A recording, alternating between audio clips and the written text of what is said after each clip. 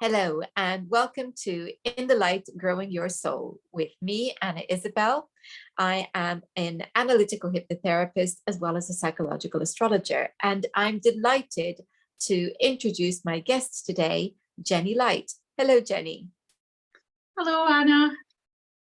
Well, Jenny, I think that clearly we're living in times of great turmoil, and it's so wonderful to stumble across a book that's all about peace, the title of which is Awakening the Lotus of Peace. So I think maybe it might be nice to begin with the question, which about what is the Lotus of Peace? It's a very good question. It's like start at the beginning as you mean to go forward. Yeah, the Lotus of Peace is the awakening of the heart chakra, because all that love and peace is going to pour out of the heart once it's awake. I mean, people talk about whether their heart chakras are closed or open, but in actual fact, there's a secret chamber in the heart chakra.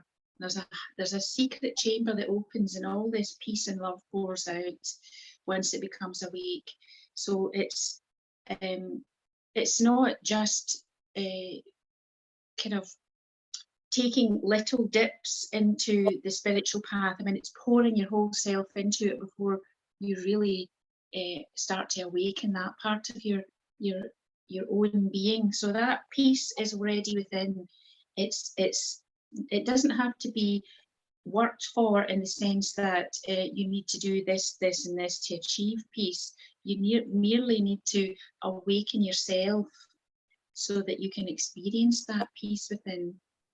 That peace that is inherent through all of creation. It's tapping into that great spirit, that oneness, that God, or whichever term you would like to say, the great mother that is already that great peace. Your soul is that great peace. So it's awakening that through a series of exercises in awakening the Lotus of Peace. We get glimpses of this state of being. We get glimpses when we're inspired, when we're feeling very connected with something or someone. I can remember when my dog first arrived as a puppy, that sense of love and peace that filled me, and very often still does when we're together. So we get glimpses of this. But what we're talking about is being able to sustain it from within. Yes, absolutely. So you're right, we do get glimpses. I like to think of them as a gift. It's like a gift of grace that you get these moments that they can be related to nothing that's going on. I mean, you're talking about an external thing, as in the puppy arriving, but it could be related to nothing that's actually happening in the external world, that we spontaneously are gifted these amazing heightened experiences of being utterly at peace. It's a profound state of being. It's not just when you've been gifted one of these amazing elated states. They quite often can last for days or hours or days before they recede away again. And I think that these are gifted to us to show us this is who you really are. Now you've got to work for it. It's funny you should say that about being gifted these moments, because there have been times when I've been feeling somewhat in turmoil and I've sat down to meditate. And two of my guides particularly seem to specialize in doing this, where they come in and I can only describe it as I can almost feel like they're touching my heart. And I can just imagine one of them going, okay, here you go. And suddenly everything melts away. And there's just this extraordinary sense of quiet and the turmoil is gone. And it feels, when this happens, and I've had it happen a number of times now, I feel such gratitude because it does feel like a tremendous gift. And I think what they're doing is they're showing you, okay, look, we're not doing this just to get you out of this turmoil, give you a break. We're showing you what it is that you're aiming for. Yes, because we can get very lost in this, all the distractions in the third dimensional world, and we can get caught up in what is seeming to be good or bad that's happening in the world or happening to us.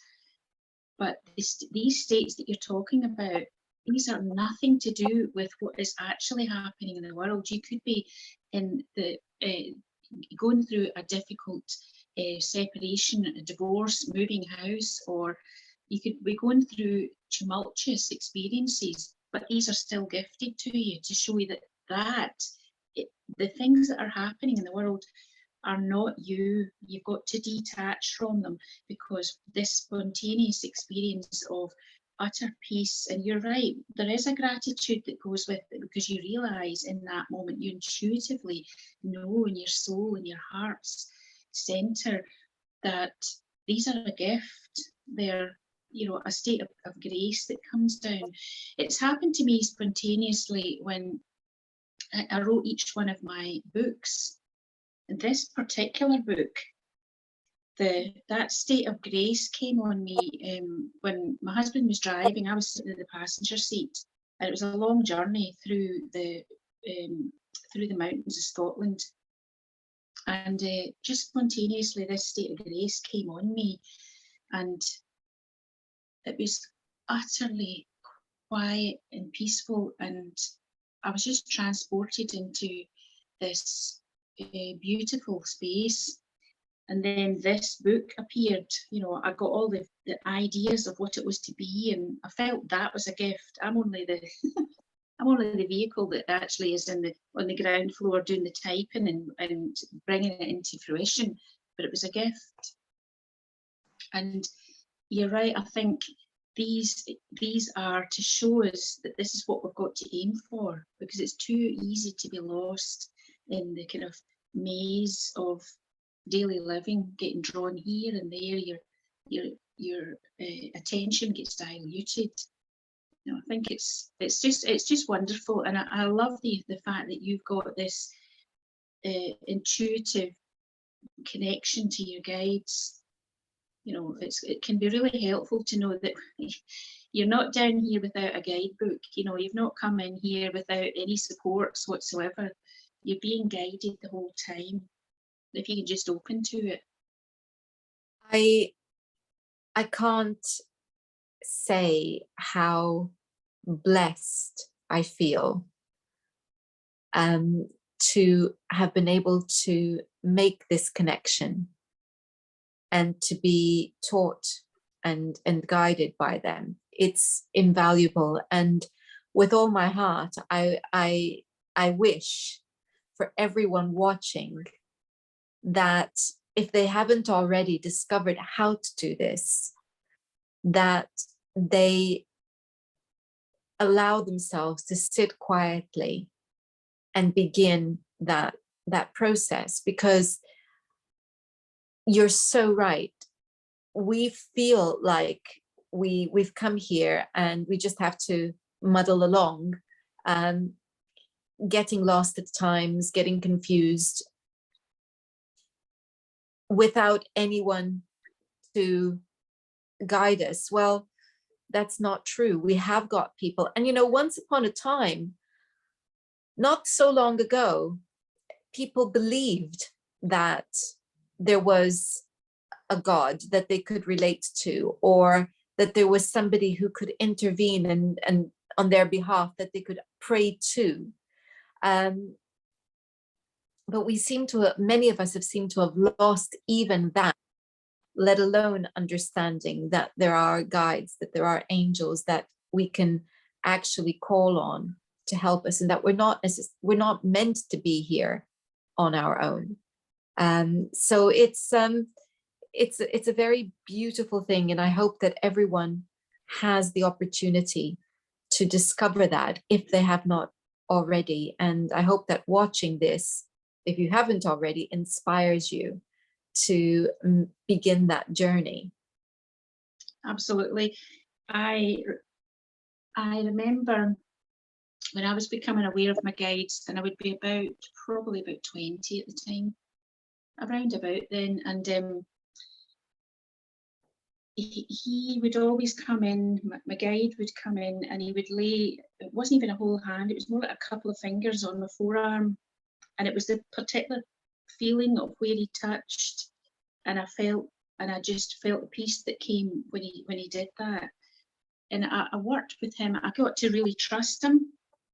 You know, I knew his name. I knew, it's not that I could see him, but I had an impression of what he looked like.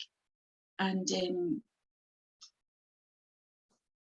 then he came to tell me, it was about 18 months, 2 years later, he came to tell me that I could no longer distinguish him from myself, because my own vibration had risen so high that I was actually a higher vibration than him or similar. And he told me that he was to move on. So I had a success, but do you know what? I was brokenhearted, because I had learned to place my trust in him.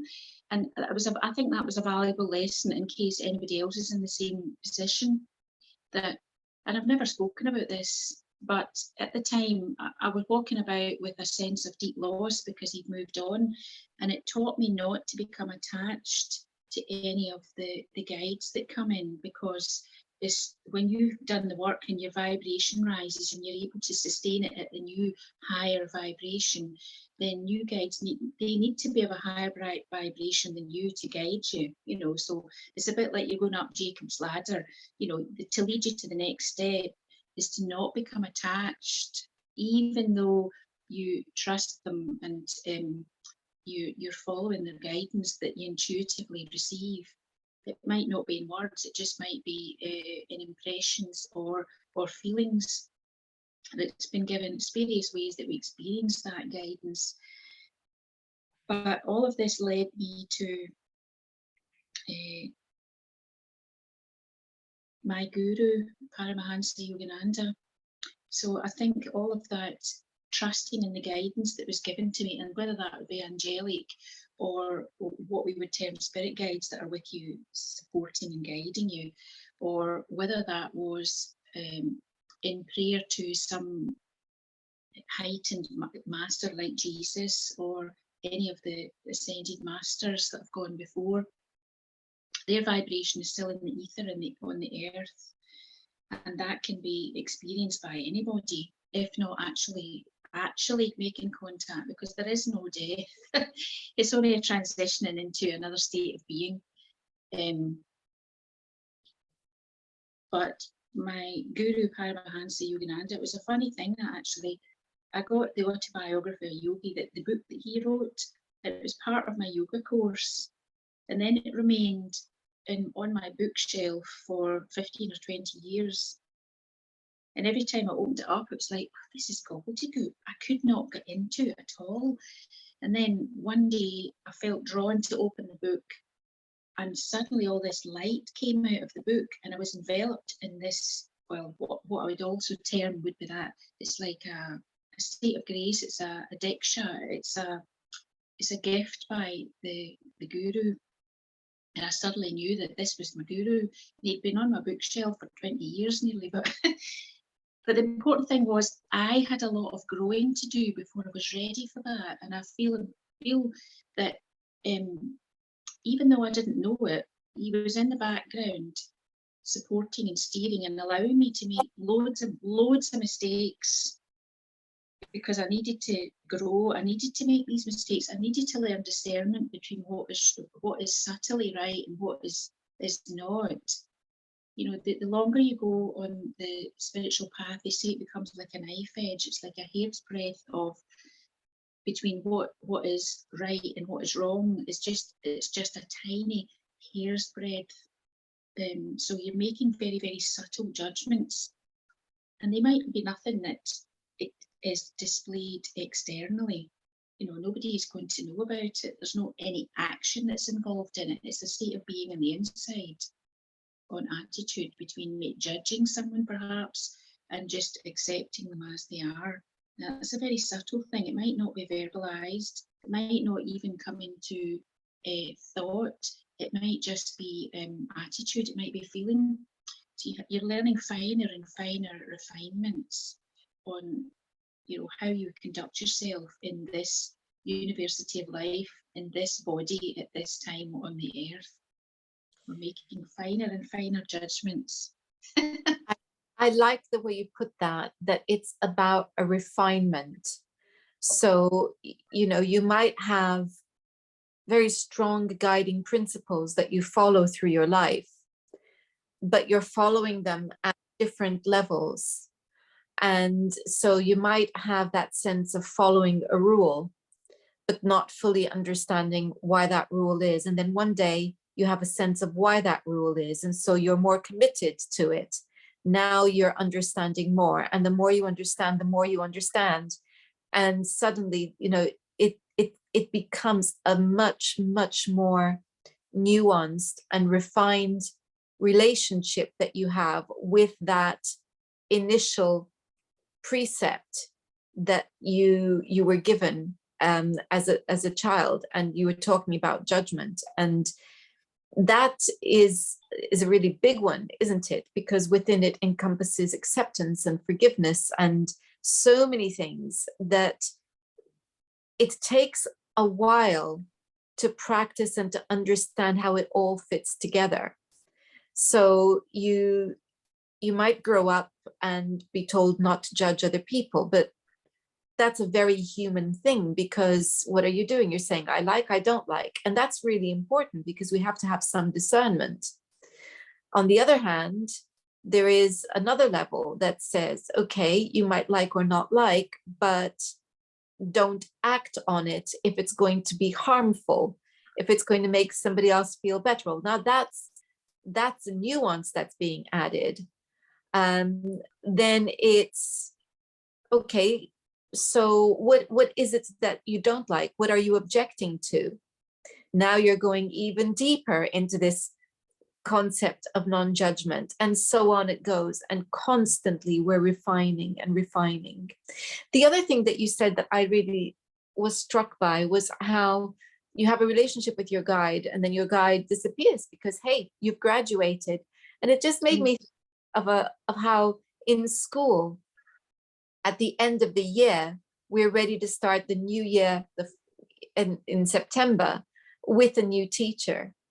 And it's just, I like that. I understand why that would be disappointing. I really get that, because I had this assumption that particular guide was that was my guide for life, but no. For life, yeah.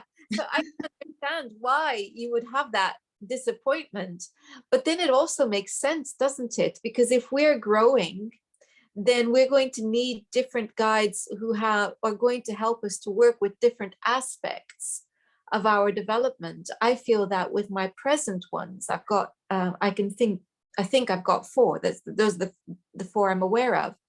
And they all come in with different, from different angles. And I think they're all helping me with the same thing, but they're coming at it from different angles.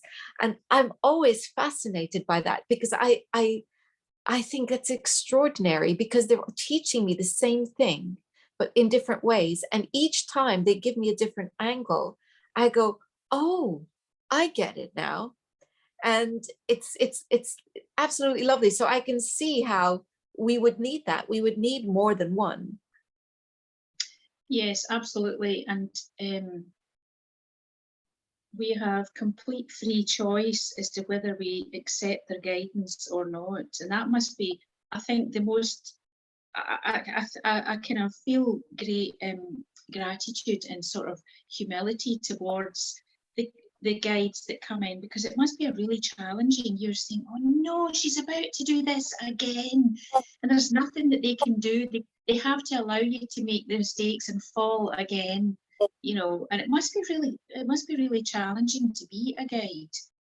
Anyway, but it's Have really nice when you get to the stage of realizing that that support is there and trusting in it on it, and even better when you say, well, this is the guidance that's been given, I can feel intuitively that it's right for me, and just blooming well act on it without prevarication. Just act on it, just do what is being guided to be done.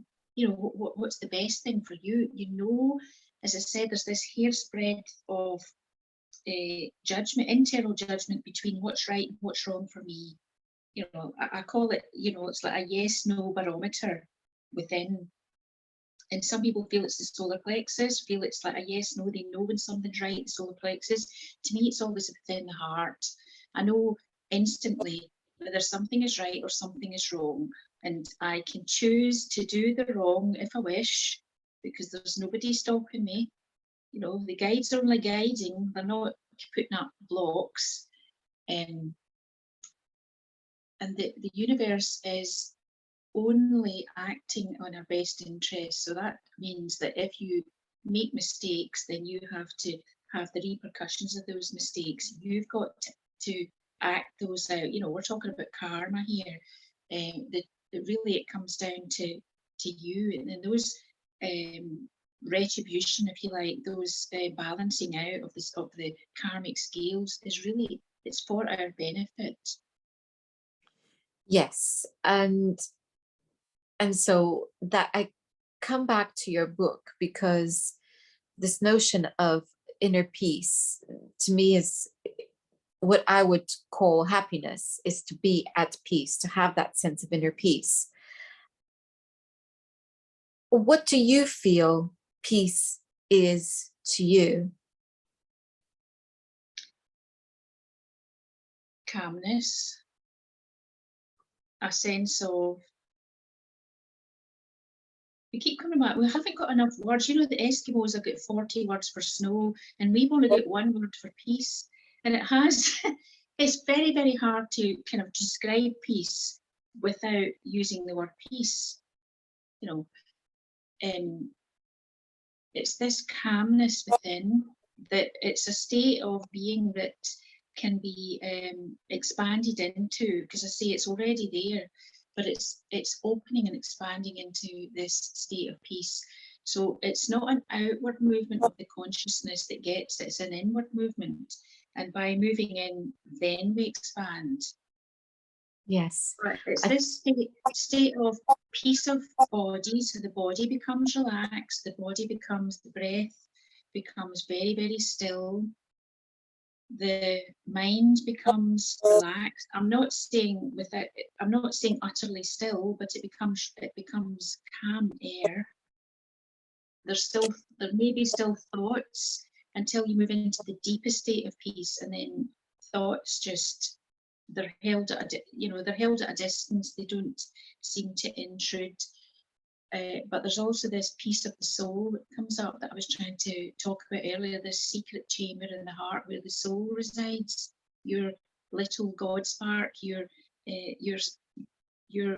tiny little flicker of the Great Spirit resides within a secret chamber in the heart, and that's where all the peace emanates from. So that peace is actually divine peace that you're experiencing.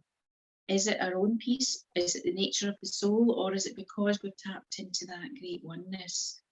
The more I go on, I think it's because it's both. You know, we're a hologram of the great oneness, the microcosm and our tiny microcosm.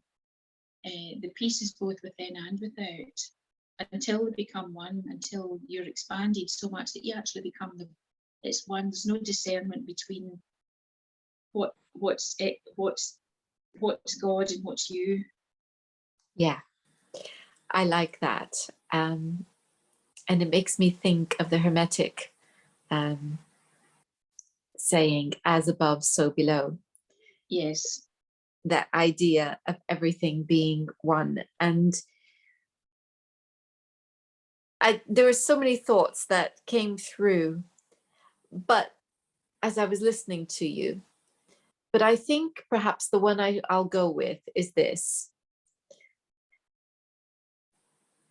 I like that, I think it's in your preface that you talk about how when you were receiving this idea that this book must be written, you said, why me? Why me? Because I'm not really that peaceful. And I think that that's so important, because very few of us are that peaceful. And I perhaps it would be nice if you could share some of that with the audience, just so that everyone knows that none of us are extraordinary and all of us are extraordinary. None of us Yeah. are, all of us are. So I think what I mean by that is you don't have to be extra special, because we are already have that within us. We just have to discover it. Yeah, absolutely. I remember, reading about people whose amazing things that had happened to them. And I would think, oh, well, that's wonderful. That's them. That'll never happen to me, but it happens to everybody. There's a wonderful, special things that happen to us over a lifetime. Anyway, yeah, and that's that moment of why me. I felt, I've described this in my first book, Living Lightly, A Journey Through Chronic Fatigue Syndrome, that I was a human doing and not a human being then, being as in just be at peace, be calm, be at peace. I felt fractious on the inside. I was 100 million thoughts, and I was multitasking all the time.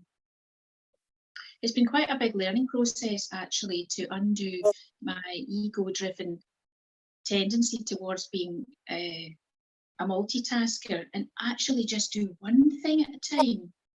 That was part of, the mindfulness thing. That's really been a great learning curve on my experience. But coming back to Awakening the Lotus of Peace, on that book coming through, this was a process that I needed to go through. And in actual fact, I didn't just go in, it was over a period of 18 months, 2 years. I took my meditation group that's been with me for about 4 or 5 years. I gave them all of the practices. We worked on it together, and the book is actually a result of all of those different classes and workshops. So it's got loads of tips and techniques. It's a kind of workbook on bringing that or discovering that peace within. But yeah, why me? Because I wasn't particularly peaceful, but that peace has developed, and I'm just grateful to be able to say that. I could actually do one thing at a time. I actually used to kind of look down at people that would only do one thing. They could only plod along on the slow lane doing one thing at a time, and I thought, well, I used to burn my candle at both ends and in the middle so I could get loads of things done at once, and I prided myself on it. But in actual fact, I realised that was just you're never doing anything properly if you're doing so many things at once. And when you're working and a mum and you've got all these classes, all these after school activities, you've got to get them here, there, and cook the meals and do the shopping and work. You've got to be a bit of a multitasker. But when there's time comes that you've actually got the most valuable thing of all here is time. You give yourself a little bit of time to do one thing well, even if that's only 2 minutes. Let yourself do one thing well. The thing that I've learned as I've been working on my own development is that being in the moment to do that one thing, the reason it's so valuable, quite aside from being good for mental and emotional well-being, which is already a huge reason to practice this, the bonus is so important because it's about connection. If while we are rushing, trying to do everything, what we're not doing is we're not connecting because we're not focusing. And that is especially important, I feel, when we're with other beings, whether it's an animal, a person, or indeed a plant. Because when we're really present in that conversation, be it a verbal conversation like the one we are having, or just stroking my dog or watering my plant, that's where the connection happens. And I think that was a huge lesson for me. Yeah, you don't allow yourself time. If you're too busy just doing, and trying to get as many things done as possible, then you actually miss out. Now, this has been an enormous learning curve for me. So I had multitasking down to a T, and I only sometimes burnt the potatoes. Not every time while I was doing ironing or sorting out homework or doing all these other things, bringing in the washing and then come back to the potatoes being burnt. But I had it down to a T, and I had pride in it. Now this is ego pride, not there's a thing in the 6 different deadly sins that's talked about in the yogic path. These are related to the sacral chakra, so it's not the base chakra, but the one that's just kind of a couple of fingers above the pubic bone. These 6 deadly sins are pride, lust, anger, greed, deceit, and envy. Right, but pride, I had it in bucket loads. And actually saying now that, that was a hard one to let go of, because I somehow thought myself better than other people because I could multitask. But it's actually incredible how much you get out of doing one thing well. I watched a documentary decades ago, and it was about a monk who lived remotely in some Greek island or something. And he lived in a wee cabin, and he was describing the process, or you're watching him he's washing his bowl, right? He's with the bowl that he would eat all the food in, I think, but he was washing it in a basin. And it was this slow process of being in the moment, washing this one bowl and then drying it and laying it aside. This took an inordinate amount of time to do that cleaning of that eating bowl. And what I was struck with was, and you could feel it through the TV screen, was the calm, the state that he was in to do this. And I thought, well, that's not me. I can't, I'm not that. But it gave me a pointer as into what I could aim for. Maybe not in this lifetime. I couldn't ever have imagined it being in this lifetime. But I got a pointer on how to live peacefully. And it was by doing mindfulness. This was way before mindfulness was ever a catchword. Yeah. I think we all struggle to not multitask because there's so much pressure on us to do so much. And as you said, you were a mum, you had, lots of jobs to do around the children. Life is extremely busy for many of us. But I think we can begin by just carving out a few minutes to be still. And it could just be 2 minutes, but that 2 minutes is a start. And then we can... You can make it really rich, that 2 minutes. You can pour your whole consciousness into that 2 minutes. Say, well, this is all I've got. I'm going to make it count. Yeah. And also, one thing that I've found hugely useful is timers on my phone. The timer on my phone gets used so regularly because I don't have to keep looking at the clock. So this is the time I've allocated to do whatever it is that I'm doing. And it frees me to focus on that. And I love that. I love that I can do that. I can go to my allotment and really be present there, even if I've only got 15 minutes. I don't have to be thinking I've only got 15 minutes. The timer's on, something else is taking care of the time, which frees my mind to be focused on, at the moment it's apple harvesting and whatever it is that I'm there to do at that particular on that particular time. So there are little things that we can do that can make a huge difference to our ability to be present when we are doing whatever we're doing, particularly when it means connecting with others. So I think that we need to remind everyone of your wonderful book, which is full of more guidance on how we can develop this ability within ourselves. The book is called Awakening the Lotus of Peace, and I'll be putting that in the description box accompanying this interview. Jenny, if people wanted to find out more about your work or how to connect with you, how do they do that?